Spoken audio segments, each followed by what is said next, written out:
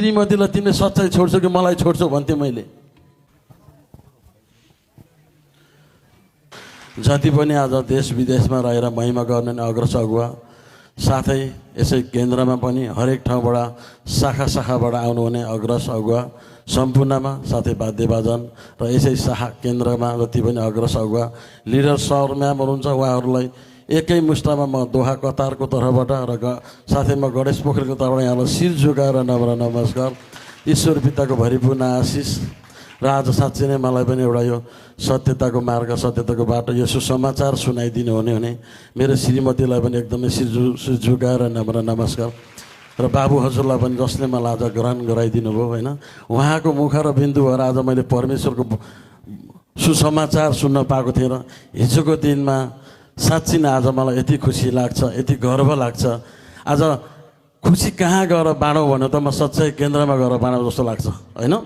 हिजोको दिनमा गाली गर्थेँ, ऐठो मार गलत गर्थेँ, नराम्रो भन्थेँ, यो मादल बजाएर भजन गाएर जीवन पाइन्छ र भन्थेँ। साँच्ची नै हजुर यही ठाउँबाट जीवन पाइँदो रहेछ। आज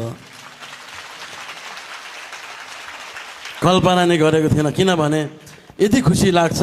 जब म अस्ति दसैँ अगाडि म तिहारको अलिकति अगाडि म नेपाल आएको थिएँ होइन, त्यतिखेर म देउसी भैलो कार्यक्रम आउन पाएको थिएन। ईश्वरलाई धन्यवाद, ईश्वरको योजना, मेरो काम केही विशेषले जानु परेको थियो।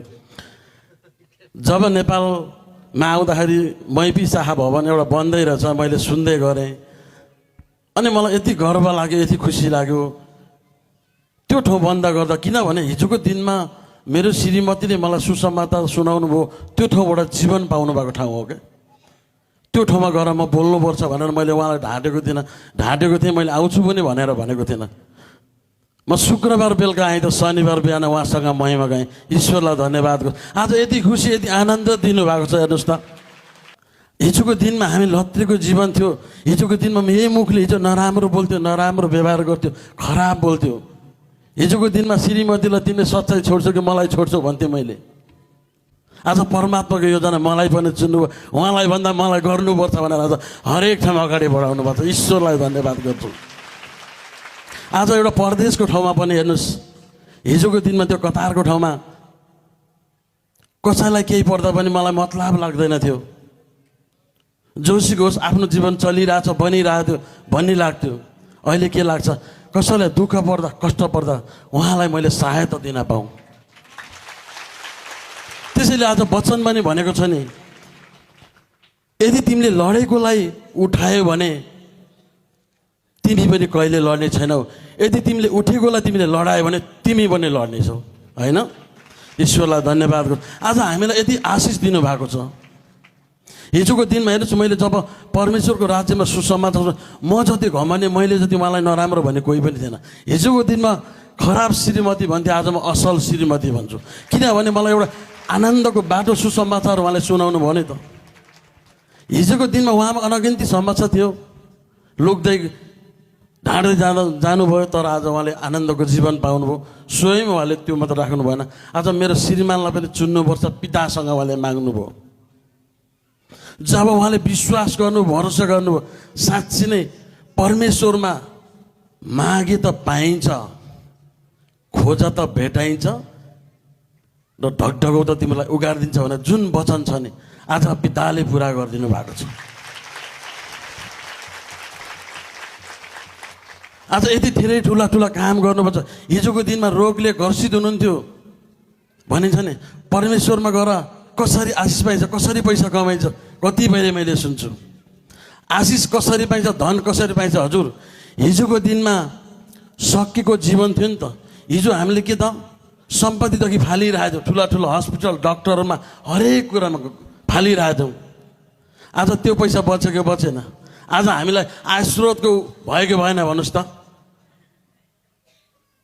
आशिष त्यहीँबाट पिताले हरेक कुरा तपाईँको बन्न लागेको कामहरू पनि हरेक कुराबाट तपाईँलाई आशिष दिनुहुन्छ। समस्या आउँछ, हालत आउँछ।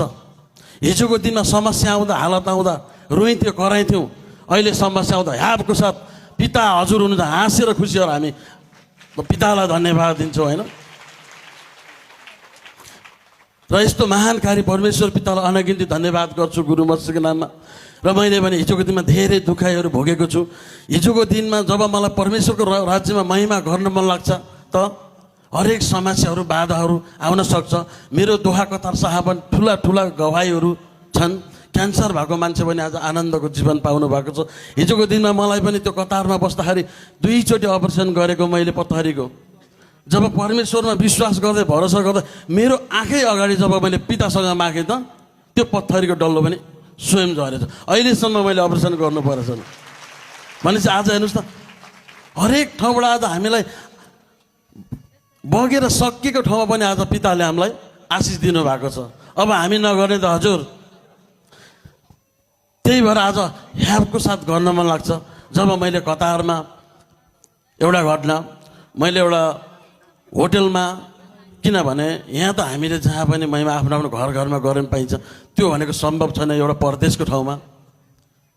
जब एक दिन महिमा गर्दै जाँदाखेरि एउटा भवनमा त्यो म्याम लड्नुभयो र उहाँ काम्नु भएपछि त्यो होटलवालाले साउजीले के गर्नुभयो, अबदेखि आइन्दा यहाँ महिमा नगर्नुहोस्, यस्तो नगर्नुहोस्, तपाईँहरूको चल्दैन भन्नु। त्यस दिनदेखिबाट मैले पितासँग माग्ने, पिता तपाईँको छोरालाई यो लाजमा पार्नुहुन्न, यस्तै एउटा मलाई पनि एउटा होटल दिनुपर्छ है भनेर एउटा मैले माग्न थालेको थिएँ कि साँच्ची नै त्यो वचन मलाई आज परमात्माले पुरा गर्यो। मलाई 200 जना अन्य एउटा हल होटल पनि दिनुभयो क्या। आज जब तपाईँ हामीले विश्वास गरेर माग्छौँ त पाइन्छ, जब विश्वास गर्दैनौँ त पाइँदैन। त्यसैले भने यदि ख्यालको विश्वास गर्नुहुन्छ, ख्यालको आशिष पाइन्छ।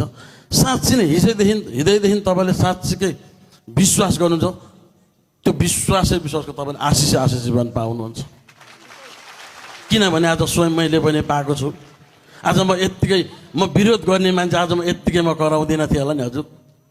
किनभने स्वयं मेरो जीवनमा पनि मेरो परिवारमा पनि आज यो आनन्दित, यो माया, प्रेम, होइन, हिजो बिग्रिन लागेको घरलाई पनि आज जोडिदिनु भएको छ नि त। हिजो बिग्रिन लागेको सम्बन्धलाई पनि आज हिजोको दिनमा श्रीमान डिभोर्सै हुने सम्बन्ध पुगेको थियो भने आज सच्चाइ केन्द्र आयौँ त जीवन पनि पायौँ नि त, होइन।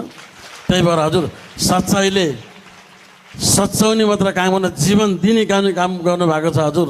सच्चाइले कहिले पनि बिगार्दैन। सच्चाइले सधैँभरि प्रेम, माया, उन्नति हरेक कुरामा तपाईँलाई आशिष दिनुहुन्छ। किनभने आज हामीले पनि पाएको छौँ। त्यस कतारको ठाउँमा पनि एकदमै दुःख छ, दलदल छ, होइन। यहाँहरूको पनि जति पनि आफन्तजन हुनुहुन्छ भने त्यस ठाउँमा पनि 3टा शाखा छ। हरेक शाखामा जोड्न सक्नुहुन्छ। कतार शाखा हाम्रो फेसबुकबाट नै यो हजुरहरूले सर्च गर्न सक्नुहुन्छ। यहाँहरूको आफन्तहरू हुनुहुन्छ भने हामीलाई फलो गर्न सक्नुहुन्छ। किनभने हिजोको दिनमा किनभने हामीले त्यो जुन भोगाइ छ नि, उहाँहरूले कसैले नि भोग्न नपरोस्। किनभने सहायता गर्ने मेरो पिता हुन्छ भने जस्तै त्यस ठाउँमा पनि हामी पनि एउटा मार्गदर्शक देखाइन्छौँ, होइन। कसैले सुसमाचार पाउनु भएको छैन भने उहाँहरूलाई हामीले देखाइदिने, ठाउँमा लगिदिने, यति हामीले पनि गर्छौँ। र हामीले आज पिताले हामीलाई त्यति धेरै आशिष दिनुभएको छ। त्यसैले मनलाई कहिल्यै कमजोर बनाउनुहुन्न। हालत आउँछ, समस्या आउँछ, होइन। जब हालत आउँछ त तपाईँको उन्नतिको लागि आउँछ, समस्याको लागि कहिले पनि हालत आउँदैन। आज हामीले पनि हिजोको दिनमा हेर्नुहोस्, म पनि यसरी बोल्छु भनेर मैले कल्पना नै गरेको थिइनँ। आज म 9 महिना भयो यसरी बोल्न थालेको।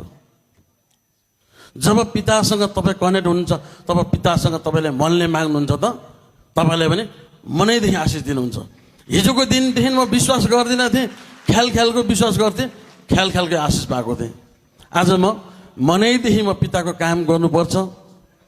हरेकलाई मैले सुसमाचार सुनाउनु पर्छ। हरेकले मैले जस्तो उहाँहरूले पनि आशिष पाउनुपर्छ भनेर जब मैले माग्छु नि, आज मैले पनि त्यति धेरै आशिष पाएको हुन्छु, होइन।